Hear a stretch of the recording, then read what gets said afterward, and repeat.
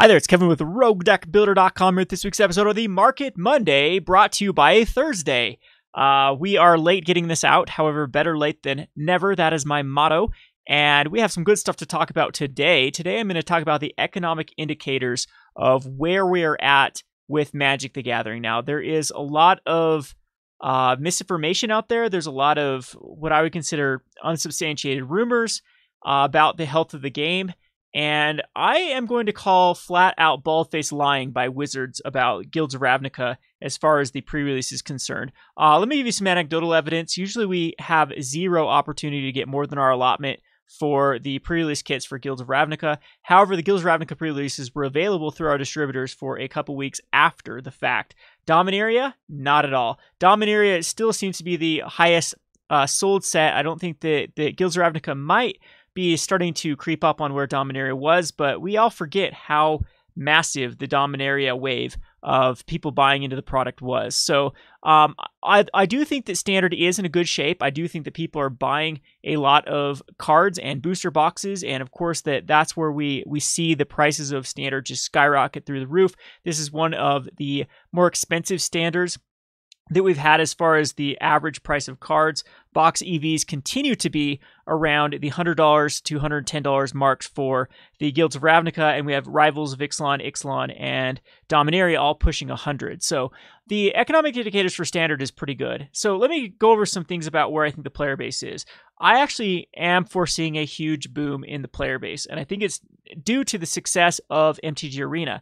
However, it reminds me a lot of what happened during the boom of Return to Ravnica. The big hurdle that Wizards needs to overcome is retention. We had a massive player growth between Innistrad and Return to Ravnica last time around, but unfortunately, Theros Return to Ravnica basically killed all the momentum, and finally Concert Origins was kind of the nail in the coffin. Battle of the Zendikar definitely was the coffin closing of the player growth, and since then we've seen a stagnation of the player base. The price of Modern and Commander and Legacy have continued to go up in that time period. We had some stagnant Standards and a stagnant player base, but I think it was more of enfranchised players finally buying all the Commander decks they want and the Modern decks. Well, now the Commander and Modern and Legacy markets are incredibly stale at the moment. I mean, talk about stagnation. Modern across the board is having very little growth. Same thing with Legacy, same thing with Pauper, same thing with Commander. I think that it might just be a little bit of out of sight, out of mind, where everyone is so focused on we haven't had a good Standard in a long time, and this has turned out to be a quite fun Standard, at least in my opinion, and the various just the rhetoric I've been hearing around the internet and around the pro scene too, is this seems to be and casuals alike, this seems to be a pretty wide open Standard format with not only the amount of decks you can play, but the ability to customize those decks to your own liking is very, very good. However, like I said, the other formats do not indicate any sort of player growth. Now, one of the metrics that I use is definitely MTG stock's all-time high low list. When we are definitely in a bull market, this all-time high is going to be a lot greater than the all-time low. This will go on for pages sometimes. However, the all-time low is a little bit larger than the all-time high. This is, if you weed out a lot of these pre-release cards, that is the big factor. It still seems to be that foils are continuing. If that was the theme of 2017 and 2018, is foils have lost their luster, and a lot of these cards that used to come out of things like the From the Vaults or pre-release cards that used to hold a value, they just continue to go down comparative to when they came out. We can see even like the Sky Sovereign continue to go down. I mean, this card should go. That's a bad example for a card that continued to goes down. But a card like an Azra's Gateway that just spiked up in value is actually at its all-time low for the pre-release promo. So foils are losing their specialness. That has a lot to do with expeditions, masterpieces, box sets that have foils in them, and whatnot.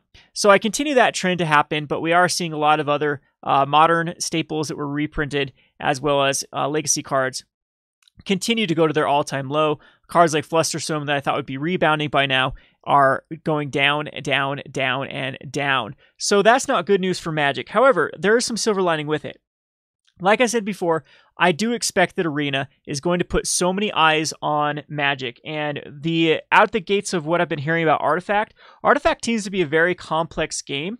People are getting frustrated with just because it's just the learning curve, the ability to play Artifact. Again, this is just from what I've been hearing around the block. What I think is so beautiful about Magic, and you can't say this about Yu-Gi-Oh or Pokemon or even Hearthstone, is the learning curve is very good from start to finish. So from beginner to pro, Magic the Gathering is a very, very fun game to play. It's balanced, like a beginner versus a beginner is very balanced based upon beginner cards. There's not a lot of degenerate decks. There's not a lot of the problem I had with Pokemon is it was the most miserable thing in the entire world playing intro decks versus intro decks.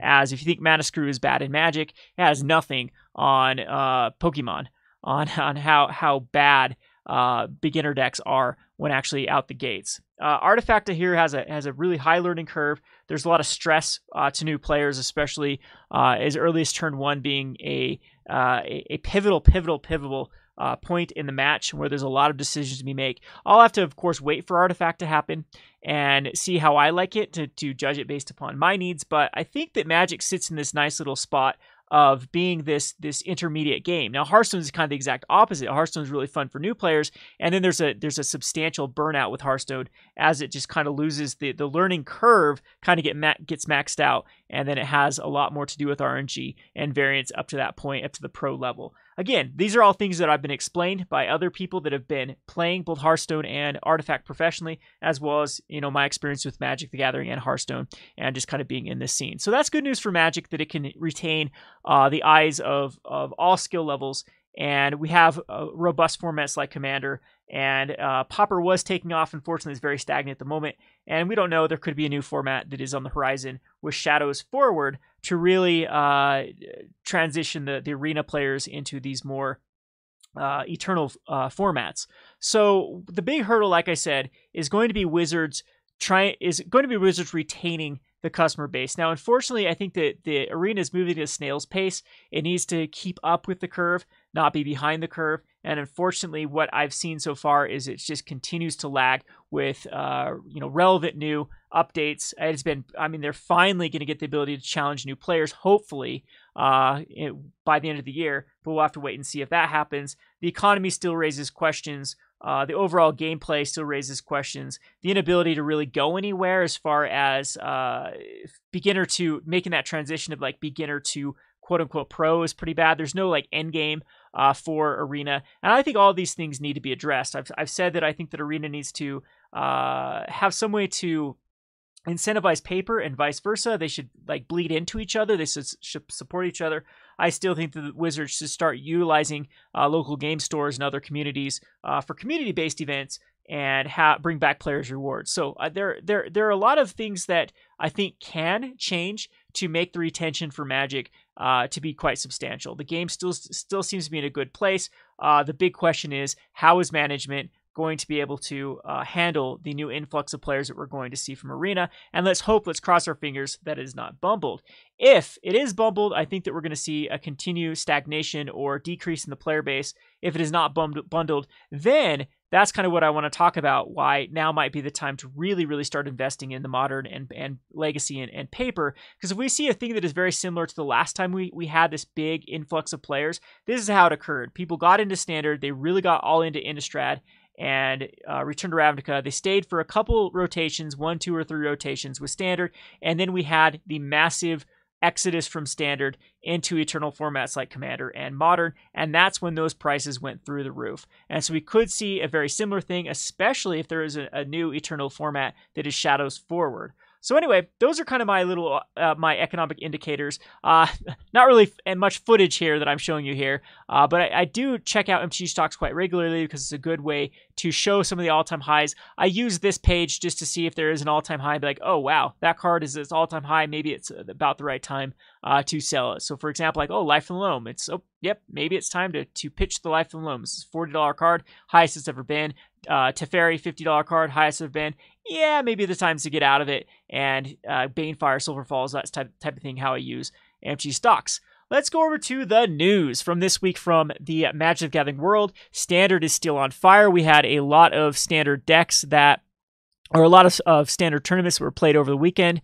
We have a competitive standard league that was had a lot of Golgari midrange in here, but I think it's really because the ability to customize a Golgari midrange really plays to the way that the MTG Goldfish digs data. If there are 5 or more different cards in a list, they will show it in these 5-0 finishes. So that really leaves a deck like Golgari midrange that has a very wide open range of cards that can be played in Golgari midrange. I mean, it's kind of the shell of being a kind of a rock type strategy, a traditional black-green rock strategy of value, how value grinds out aggro and control. And so Golgari midrange has a ton of options that can be put in there, and I think it's skewing the data. Boros Angel seems to be the #1 deck. It had a lot of good finishes over the weekend for the Grand Prix as well as the Starseed Open, and we did see some unique decks. I think that the only chance for growth now in Standard is going to be unique decks, and I think that we're going to see actually a decline in Standard until the next set comes out, and of course are going to bump up the value of the cards of those specific guilds. So we are looking at all of the guilds that have not, all of the mana that makes, like Warzov. We have I'm really looking at Orzhov and really looking at Simic for the 2 colors that I think benefit the most of getting the fast mana. So both Merfolk and Knights need that fast mana, and so do Vampires. Keep an eye on those type of cards. It might push out specific strategies that are being played because the mana is good right now, like Boros Angels for other slots. Of course, the Azorius gets a lot better. I think Azorius mana is actually okay right now because they're okay with slower mana, but you can see the Jeskai control or just the Azorius or the Esper control get a lot better with the mana, or what other cards are going to be printed with those sets. So I think that you're okay to sell out most of your cards right now from Standard. I think that they've all hit their kind of critical mass or whatever you want. It's probably a bad use of the terminology. But even if we go over here to click on some of these and look at the most played cards, you're going to see that it's going to be a lot of History Banality. It's not this particular one. This is the Grand Prix. So New Jersey, History Banality was the second most played card, and it is still very stagnant. So if this is the second most played card in a major Grand Prix and cannot be bumped up from it, I think this is a good indicator that Standard is probably the time to sell and let the vendor war, kind of the race to the bottom, happen, and then rebuy into the staples as we get closer to the Ravnica Allegiance.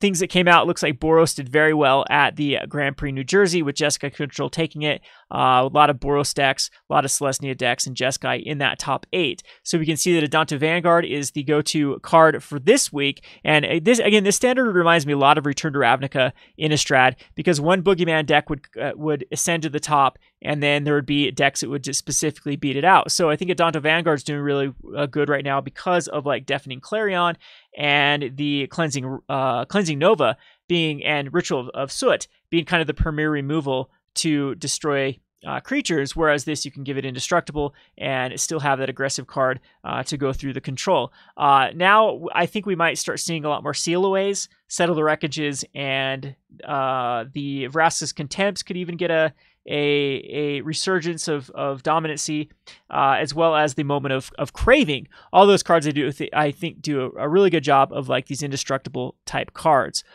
This was the most played card though, so you should definitely check your bulk bins. This card is starting to spike up in value. We've seen Ixalan cards like Merfolk Branchwalker just go up to the $2-3 card, as well as Siren, the 1/1 flyer. Storm Tamer, I think is what it's called. So the sky's kind of limit with where the Adanto can go. Adanto also has what it has going for is the Vampire Tribal will be coming next set with the Orzhov. We could probably even see some vampires in Orzhov. Anyway, so that was kind of New Jersey. The Tocatli Honor Guard is still going up in value. If you got into this is one of my picks as well for the Tocatli Honor Guard. I think that a good sell-off point is about $3. I'm going to wait till some of these buy lists kind of tick up, and then I'll probably sell all my Tocatlis for about $3. Arclight Phoenix I've already sold, by the way. If you got into that one, I think that the selling time is probably about right. The good thing that Arclight Phoenix has going for it, though, is it still continues to be a very popular deck among competitive and casual players, and still is seeing a ton of modern play. In fact, we're seeing some new flavors with the Arclight Phoenix in modern, using other strategies than the ones that have previously been 5-0ing. All right, so usual suspects here. Again, this is a good economic indicator that Standard's probably stopped its growth with the Library Dawnbringer being very stagnant. If we look down through these, most of these are stagnant. The Rekindling Phoenix continues to creep up, but I think this was just late to the party. I think this is one of the cards that should have gone up to this mark sooner rather than later. However, later this card has been going up. This was another one of my picks, so I'm pretty smug with my MTG Finance advice lately because I think I've knocked it out of the park with this rotation. All right, so this was the Grand Prix New Jersey. We can look at Grand Prix Lily, I think is how you say it. I don't know. I probably murdered the name.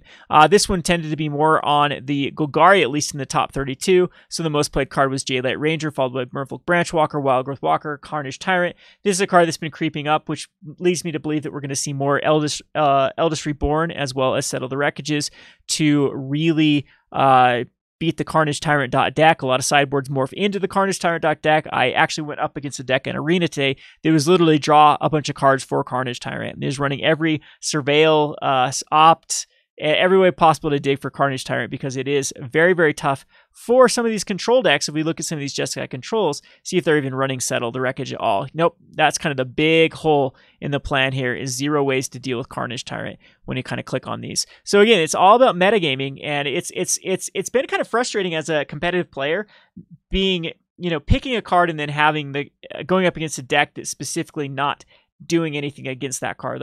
I've been putting in a lot more Seal Aways and Settle the Wreckages, and then those get really bad versus decks that are just trying to outvalue you rather than hitting primary targets. Seal Away and Settle the Wreckage, though, definitely Settle the Wreckage for Carnage Tyrant, but it's also very good versus the Phoenixes, which again seem to be everywhere.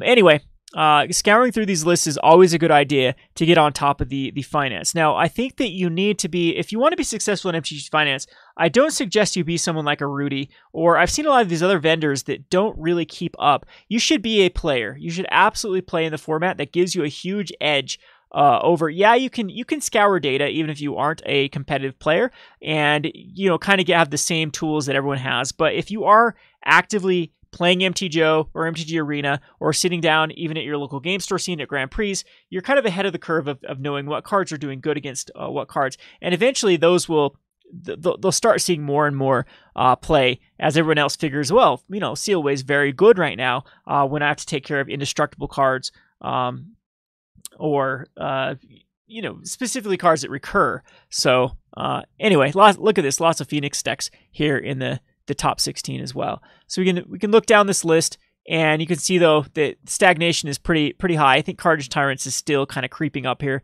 This card has been, I don't think that the card actually justifies its price. I just think that everyone's always, this is a lot of price memory, plus they see the card and say a 7/6 that people are thinking it's going to be dominant sometime in Standard. I think it right now is probably the most dominant it's been in its history of Standard. And again, it still is easily answered by Settle Wreckage, Eldest Reborn, Plague Crafter. Lots of cards are, and that means that we have a very healthy format where even there is no like boogeyman card that cannot be answered.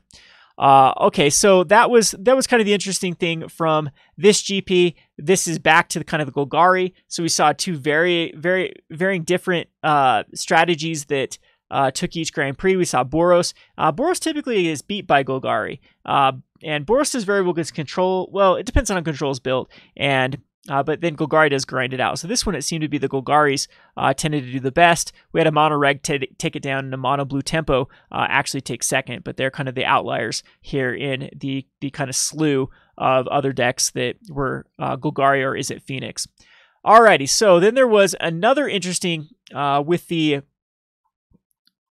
over the weekend with the Classic with a brand new deck that was piloted by Ali Antrazi called the 5-color control. Now, this is where you really need to get ahead of the MTG Finance world with as far as Standard. I think this is where your spike prices are going to happen within the next couple months. Like I said, the known cards have pretty much stagnated out. They might creep up here and there depending on meta shifts, but I think the only ability for cards to go up in value is going to be these more breakout type decks. And I think that we're going to start seeing more breakout type effects. So when you do see a deck like this is the time to get ahead of those particular decks. Of course, this information has been out for a couple days, so these cards have already started to move. But this was a Lich's Mastery, and Lich's Mastery is from Dominaria, so it doesn't have a lot of room to grow, and I don't think that it can grow. This would not be your target. You want to find the cards that are the supporting cards for like a very, very niche rare out of Dominaria, uninvestable in my opinion.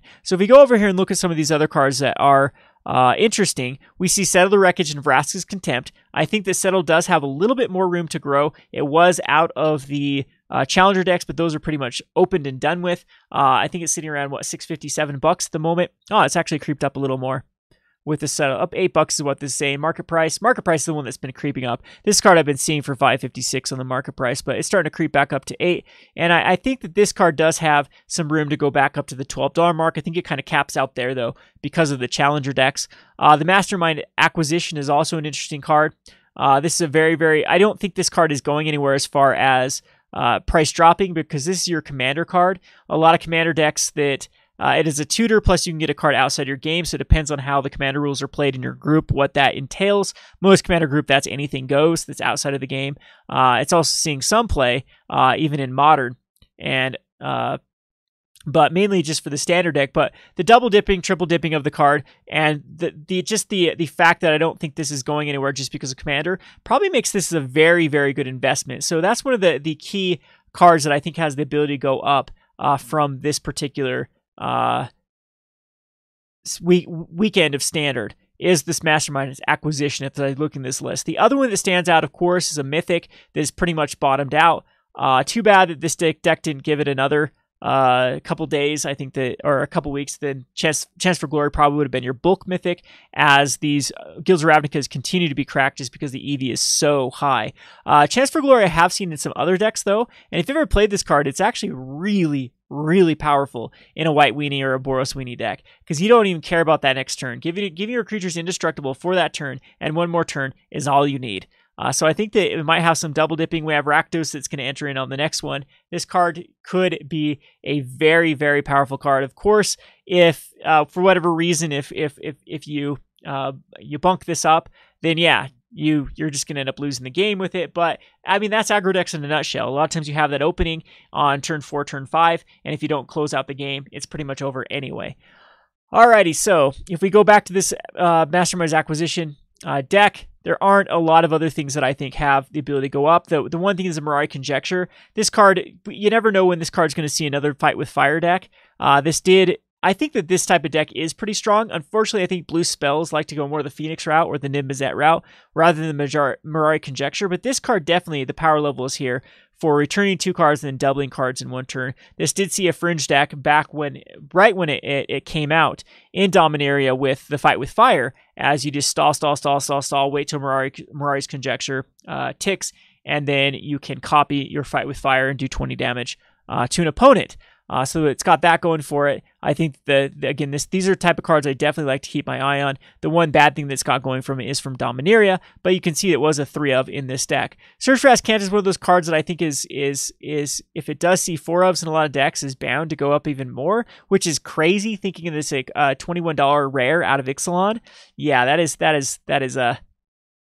too rich for my blood to invest in, but it does see a ton of Modern play, and we still have Azorius coming out. However, I don't think for that reason, just for the high price tag, it's very tough to get into. What I do like about this is look how cheap these lands are comparatively to their counterparts. You have Woodland Cemetery at $7, but Isolated Chapel still around $3. I think that these cards are still prone to a double up. This is known information. All of the cards that are paired with the guilds have gone up anywhere from Sun Petal Groves. This is actually $4.50. This is the cheapest one for the M13. But if you actually look at the Ixalan one, it's up to $6 for the Ixalan Sun Petal Grove. I think these will continue to keep going up. I think that most of the lands will go around between $6 to $8 of these ones, and the blue ones can go from 8 to 10. So we do have some of these blue lands, like what's the Drowned Catacomb at right now, $5.74. Yeah, the problem with this, and there really hasn't been a Dimir deck that's competed in Standard comparatively to the rest of them. This could definitely change, though, when we get Hallowed Fountain and people start going into Esper. So I think this Drowned Catacomb has the most to gain from the ones that already have the pairings. But again, at $5.74, I think even cards like Dragon Skull Summit. This one did have a little more printings than like the Archenemy Nicol Bolas and the Commander 2016, and had all the M sets in Ixalan. But again, Rakdos is coming out. There are some fringe decks already with the Chlor pairing that could definitely use some faster mana. And I think this is another great card to invest in. So basically that's where my eyes are on right now. I've been moving all of my money into the check lands because I think that they are the safest of the safest of the safe investments. If you get in right now for a little bit under what people are paying market price, I think it's a quick double up, and I think you actually will find buyers when the next set comes out, and we could see some major buying sprees of these type of lands when people start trying out Merfolk and Rakdos and vampires and knights and whatnot. Isolated Chapel is my favorite one for that, just because it's kind of the low one that I think has the highest potential, as it does have some significant printings though compared to some of these other ones. It has an additional printing. Like most of them just have the Innistrad and Dominaria. This one does have this modern event deck, which the supply was quite reasonable for this particular box set. All right, so again, that's basically what I have for this week. We can check out Modern. You can see exactly what I'm talking about with Modern. There isn't a lot of growth if you're not called Dredge. Some of the Dredge cards, like the Conflagrate and the Life from the Loam, have moved up, but Goyf is pretty stagnant. Lily is pretty stagnant. All of these are very stagnant across the board, which isn't good news for Modern. I guess last but not least, what I really want to talk about is this is a terrible sign for MTGO.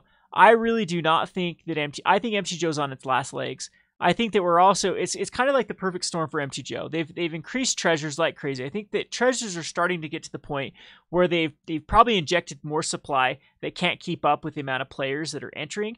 And I think that there are so many bots, and once we get to that point where there's a stagnation in player growth, but not a drop off of bots, that's where I think we're going to see the kind of race to the bottom. If you look at basically all of the staples, let's go over here to format staples for Modern, and we come over here, let's go format staples Modern, and we start clicking on some of these like rare type cards like Thoughtseizes. Let's look at Noble Hierarch. Even Leyline is such a thing, but look at the online. Stagnant beyond stagnant. Yes, these are included in treasures, and usually treasures, like this is usually when there's a 6 multiplier in treasures. They slightly go up over time, but it keeps the price quite steady. Thoughtseize has been crushed in value.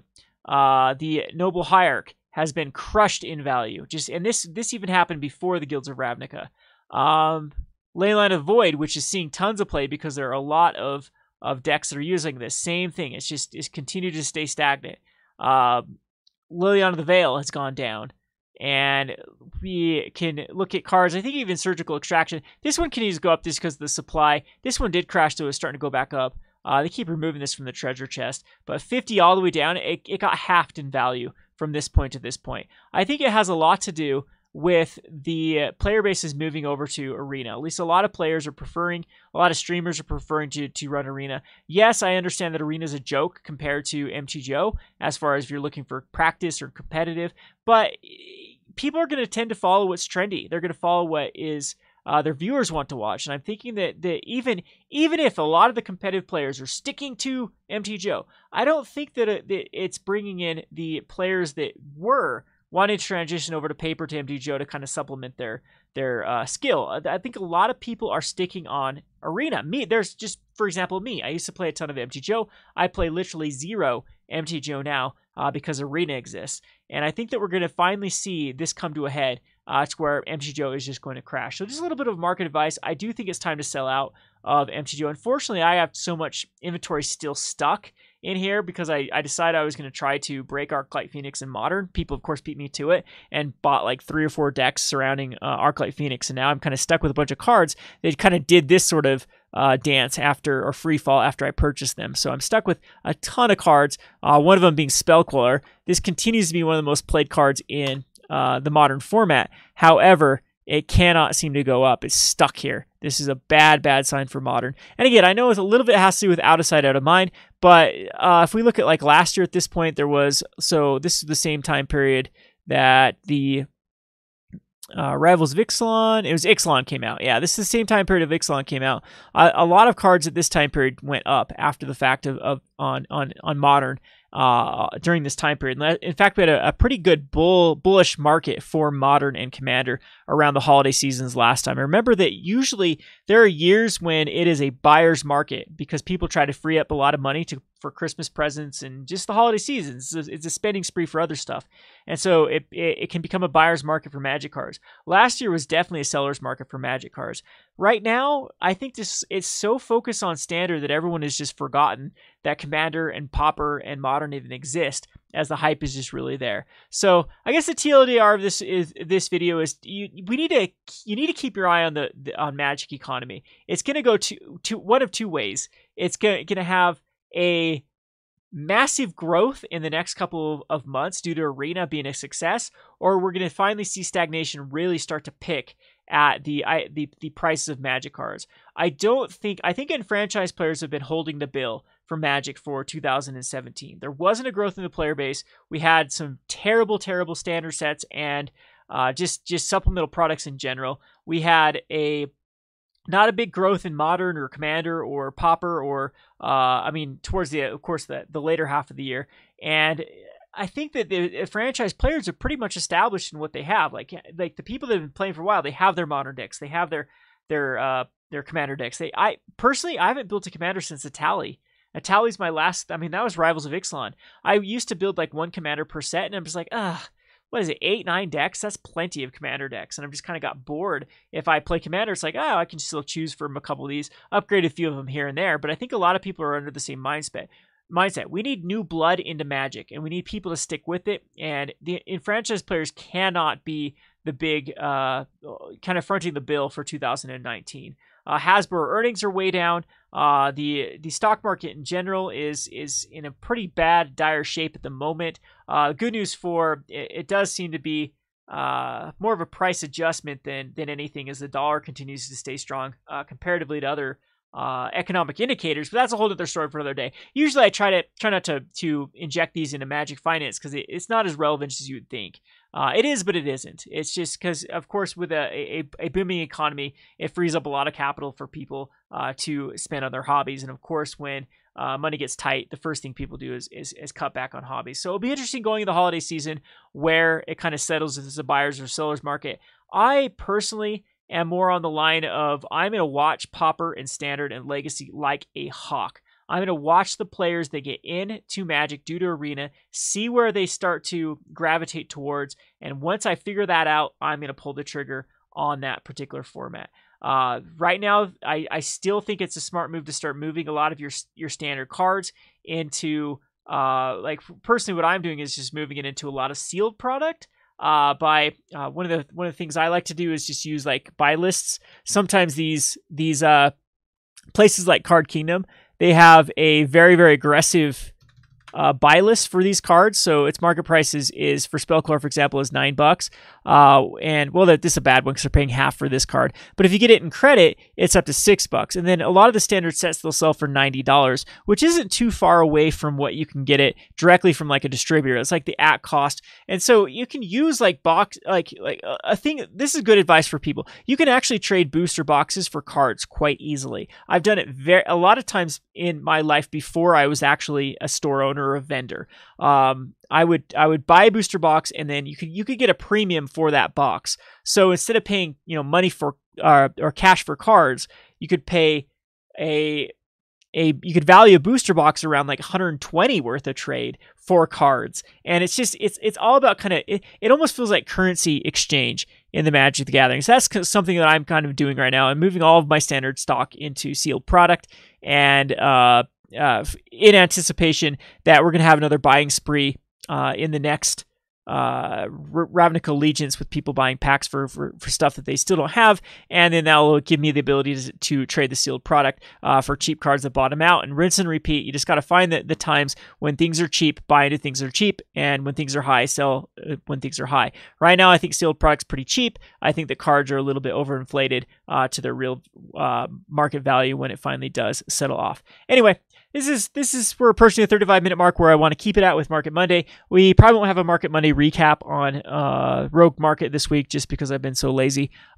Busy actually. I've been very, very busy sorting through. I went through a collection of 16,000 cards, I believe. Oh wow, been doing that. Trying to get a lot of bulk in order. Like I said, trying to position myself to cash in while the market is high. We will have the Rogue roundup, though, tomorrow on the Market Monday, as well as some more other market-related videos. If you do have a market video you'd like me to critique, kind of like the wedge video that I critiqued, definitely bring it to my attention, and I'll give my 2 cents on where on their advice and if you should believe it or not. There's been some bad advice out there, horrible advice out there. I think I was watching a finance show the other day, and people are suggesting like that you invest in, like, what was it? It was like J-Light Ranger. I'm like, man, that ship has sailed. That ship sailed so long ago. You should have got in at $4, not at $16. But anyway, I hope you enjoyed this video. This has been Kevin with Rogue Deck Builder. Thanks for watching.